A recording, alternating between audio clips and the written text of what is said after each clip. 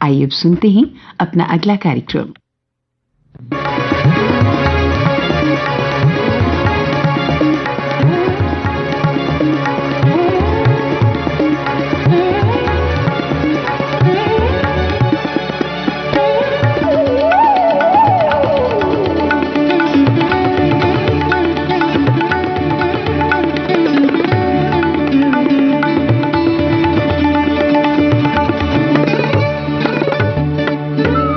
शुभ प्रभात। शुभ प्रभात श्रोताओं, आप सबका इस कार्यक्रम में स्वागत है। आज शुभ प्रभात में मैं हूँ आपके साथ, आप सबकी अपनी सुनीता भगत। तो भाई कैसे हैं हमारे सभी प्यारे श्रोता?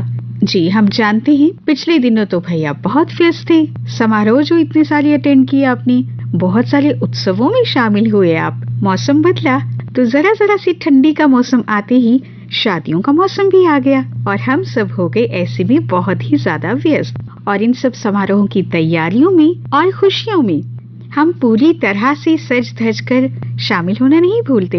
हाँ, मगर एक बात तो हम जरूर भूल जाते हैं कि भाई मौसम बदल रहा है और साथ ही साथ तो उत्सवों में, समारोहों में और फिर आने वाले 2-3 महीनों में हमें अपने खाने पीने की तरफ भी तो ध्यान देना है।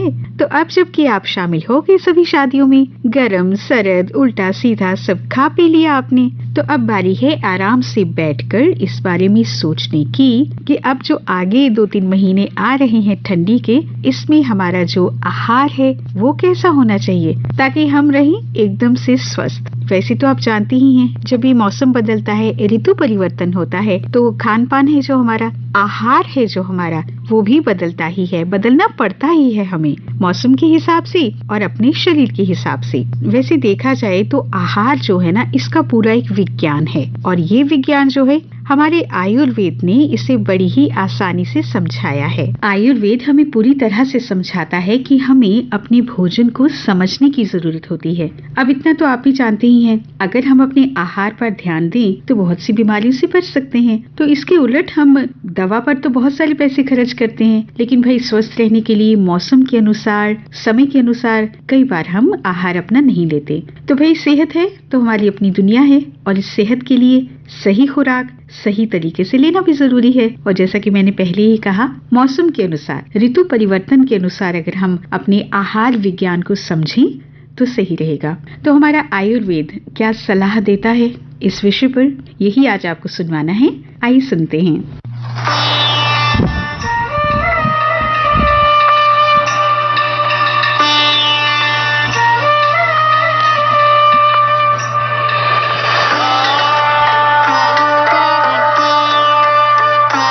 जानकारियां ऐसी हैं कि अगर समय पे नहीं दी जाए तो बहुत बड़ा घाटा उठाया जा सकता है। अब ये 15 नवंबर के बाद से हेमंत ऋतु और शिशिर ऋतु, ये 2 ऋतुओं का प्रारंभ है। 15 नवंबर से लेकर के 15 नवंबर से 15 दिसंबर और 15 जनवरी तक हेमंत ऋतु। इन 2 महीनों में इसके अंत में नियम से देश में कहीं ना कहीं बर्फ गिरता है और जैसे ही वो बर्फ गिरता है और हवा चलती है तो अपने मुंह से आवाज आती है।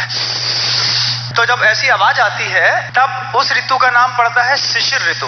तो ऐसे ये 2 ऋतुएं हैं, इसमें आहार विज्ञान पूरा का पूरा अचानक बदलना पड़ता है। आहार विज्ञान कैसा बदलना पड़ता है कि ये जो हेमंत ऋतु है, जैसी ठंड पड़ती है तो शरीर के जितने भी रोम छिद्र हैं बंद हो जाते हैं, तो जो अंदर की गर्मी है वो जठर में पहुंच जाती है और जठराग्नि तेज होने के कारण भूख बहुत तेज लगने लगती है। तो इस ठंडी के दिनों में हमको अपने आहार विज्ञान को पूरा का पूरा बदलना पड़ता है कि जैसे ही ये हेमंत ऋतु आती है तो इसमें आयुर्वेद कहता है कि आप जठराग्नि जैसी आपकी उदीप्त या प्रदीप्त हो गई है और अंदर की गर्मी बाहर नहीं निकल रही है। अब वो गर्मी के जो अंदर आपके पेट के अंदर हो गई, उस गर्मी को अगर आपने सही भोजन नहीं दिया तो वो पेट की गर्मी आपकी शरीर की दूसरी धातुओं को और प्रोटीन्स को खाने लगेगी और अगर वो धातु और प्रोटीन्स को खाने लगेगी और आपके पेट में बराबर प्रॉपर भोजन नहीं जाता है तो फिर आपको लंग्स की प्रॉब्लम, लंग्स में पानी भर सकता है, टीबी हो सकती है।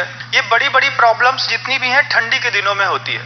हमको ये समझना है कि अब ये जो हेमंत ऋतु अपने यहाँ आ गई है, इसमें कौन से पदार्थों को ज्यादातर करके ले सकते हैं। अभी आप देखेंगे कि हेमंत ऋतु में आप घर के अंदर सामान्य से जैसे गेहूं की रोटी खाते हैं, कई लोगों के यहाँ गेहूं नहीं खा करके ज्वार खाया जाता है। तो इस मौसम में प्रायः करके गेहूं की रोटी, गेहूं की बाटी, इस मौसम में ही बाजरा, बाजरे का खिचड़ा, ये चीजें इतनी हैवी रहती हैं कि आपकी उस तेज जठराग्नि को जब वो तब तक दबाएगी तो धीरे धीरे धीरे उसका वो पाचन करेगी, और वो जितना पाचन करेगी ठंडी में उतना ही आपका शरीर और पुष्ट होता चला जाएगा, आप बहुत हेल्दी होते चले जाएंगे। तो उड़द है, बाजरा है, मक्का है।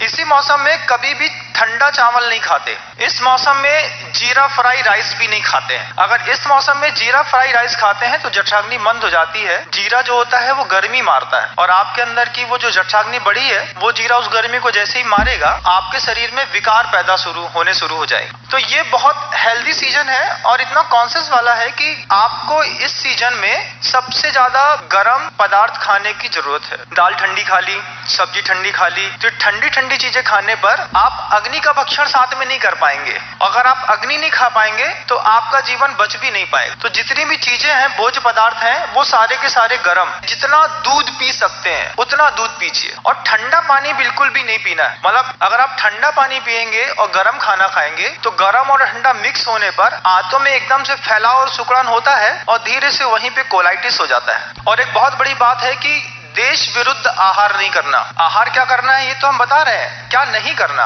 आपका ये जो भारतीय संस्कृति है इससे जो विरुद्ध है, कॉन्टिनेंटल है, चाइनीज है। ठंडी के दिनों में कॉन्टिनेंटल या चाइनीज खाने वाले लोगों को आर्थराइटिस की प्रॉब्लम बहुत ज्यादा होती है। यही वो सीजन है जब तिली का, गुड़ की चिक्की का और मीठे में गुड़ का और घी का प्रयोग सर्वाधिक करना है। अगर आप इस ऋतु में अच्छा घी नहीं खाते हैं, अच्छा गुड़ नहीं खाते हैं, आप गुड़ को, माँ बहनों को पता रहता है कि कढ़ाई में डाल के उसमें घी डाल करके थोड़ा सा सौंठ डाल करके उस गुड़ की पट्टी जमा देते हैं, और ये पट्टी इतनी बढ़िया रहती है कि आप जैसे ही सौंठ, गुड़ और घी की पट्टी खाएंगे आपको खुद लगेगा कि आपकी चेस्ट में जितना भी कफ जमा हुआ है वो धीरे धीरे गल करके ठीक होता चला जाए। अगर आप इस मौसम में ब्रेड और टोस्ट खाते हैं तो ब्रेड आपको बेड तक ले जा सकती है। इतना हैवी डाइट का भोजन है, और आपने अगर ब्रेड खा करके, चाय पी करके कोशिश करी कि हम चाय और ब्रेड खा करके काम चला लें, तो ब्रेड से आप अपने बेड तक पहुंच सकते हैं, और कई बार आपको पेट में बहुत बड़ी बीमारी भी हो सकती है। क्योंकि ये ठंडी का सीजन है, हेल्दी सीजन है, इसमें सबसे ज्यादा जरूरत है स्वच्छ भोजन करने की, मीठा भोजन करने की,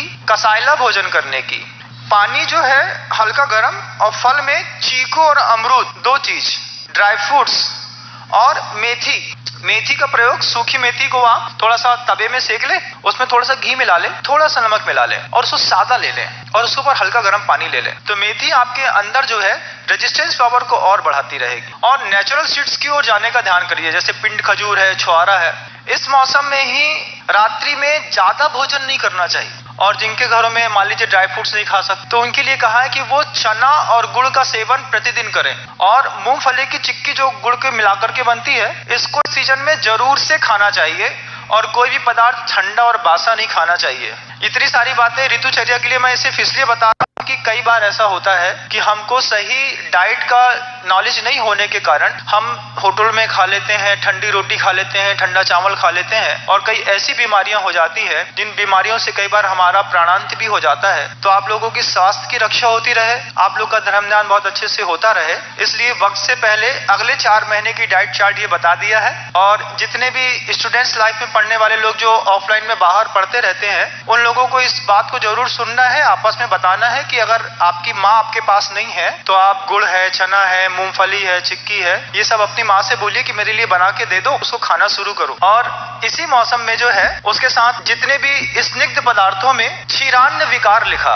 आयुर्वेद में कि क्षीर से बने हुए अन्न के प्रयोग करने के लिए। तो क्षीर से बना हुआ अन्न है, जैसे पनीर है, रबड़ी है, मावा है, मलाई है, रसगुल्ले हैं, मिठाइयां हैं, जितने भी हैवी डाइट चीजें हैं, ये सारी की सारी हैवी डाइट चीजें अभी ये 4 महीने में खाने लायक हैं, हेमंत और शिशिर दोनों ऋतुओं में। तो अमरूद है, इसी मौसम में आपको एक बहुत अच्छी डाइट मिलती है आंवले की। तो सुबह आंवला खाने से, खाली पेट खाने से फैट रिड्यूस होता है। और तो भोजन के लास्ट में खाने पर वही आंवला आपको हेल्दी बनाता है। आप आंवले का च्यवनप्राश भी बहुत अच्छे से बना के खा सकते हैं। सुबह सुबह आंवले खा करके उसके ऊपर कुछ थोड़ा सा मीठा ले सकते हैं। चलो जी कुछ खाते हैं। क्या खाएंगे? अरे भाई खट्टा मीठा, मीठा खट्टा, खट्टा मीठा। जी, तो भाई इस मौसम में खट्टा भी खा सकते हैं आप, मीठा भी खा सकते हैं। इस ऋतु परिवर्तन में हमारा आयुर्वेद खट्टा मीठा खाने की अनुमति देता है। इस मौसम में क्या खाना चाहिए, हमको किस तरह से खाना चाहिए, इसका एक पूरा विज्ञान है। तो भाई आप खाने के इस विज्ञान को समझ लें तो सेहतमंद बने रहना कोई मुश्किल काम नहीं है। वैसे सच तो यही है, हम सुनते आए हैं कि जैसा अन्न होता है, यानी जैसा हम आहार खाते हैं, हमारा व्यवहार और हमारा जीवन भी कुछ वैसा ही बन जाता है। तो खाना जो है हमारा, आहार है जो हमारा, सिर्फ सेहत ही नहीं, हमारे कह सकते हैं कि सामाजिक और आध्यात्मिक जो एक प्रक्रिया है जीवन की, उसको भी प्रभावित करता है, हमारे स्वभाव को भी प्रभावित करता है। अगर शोधकर्ताओं की बात अगर हम माने तो खान पान की बुरी आदतें हमारे दिमाग में ना ब्लड का जो सर्कुलेशन है उसको कम कर देती हैं। हमारी जो एक तर्क शक्ति होती है और फिर यादाश्त जो हमारी होती है, उसका जो स्तर है, उस पर भी एक बहुत नेगेटिव प्रभाव इसका पड़ता है। लेकिन एक जो संतुलित आहार है, मौसम के अनुरूप जो आहार है, हमारी उम्र के अनुरूप अगर हम आहार लेते हैं तो शरीर हमारा स्वस्थ रहता है, मजबूत बनता है और साथ ही साथ हमारी जो इम्यूनिटी है, जिसको हम रोग प्रतिरोधक क्षमता कहते हैं, उसको भी बढ़ाता है। दिमाग भी हमारा तेज हो जाता है और मानसिक रूप से हम बहुत ही स्ट्रांग हो जाते हैं। तो हमारी परंपरा, हमारी संस्कृति, हमारे शास्त्र और यहाँ तक कि भगवत गीता में भी भगवान कृष्ण ने खाने के संबंध में, भोजन के संबंध में निर्देश दिए हैं और उनसे ये स्पष्ट होता है कि सिर्फ स्वास्थ्य के लिए ही नहीं, भक्ति, योग, ध्यान और अध्यात्म के लिए भी ये जो आहार है ना हमारा, ये बहुत महत्वपूर्ण है। तो अगर हम इन सब गहरी बातों में ना भी जाएं, कम से कम इतना तो कर सकते हैं ना कि मौसम के अनुरूप ही, अपनी उम्र और शरीर के अनुसार अगर हम अपना भोजन लेते हैं, आहार हम बिल्कुल अपना सही रखते हैं, तो जीवन हमारा बिल्कुल स्वस्थ रहेगा, खुशहाल रहेगा। चलिए, ये तो हो गई इस बदलते हुए मौसम में हमारे आहार विज्ञान की बात। अब और साथ ही साथ करते हैं आज का ये कार्यक्रम यहीं पर समाप्त। जी श्रोताओ, समय हो चला है कि कार्यक्रम को यहाँ पे समाप्त किया जाए। तो इसी कार्यक्रम में अगले शनिवार को फिर मैं आप सबके साथ रहूंगी। तो आप सब सही आहार लेंगे, स्वस्थ रहेंगे, इसी आशा के साथ आप सबसे मैं अनुमति चाहूंगी। नमस्कार।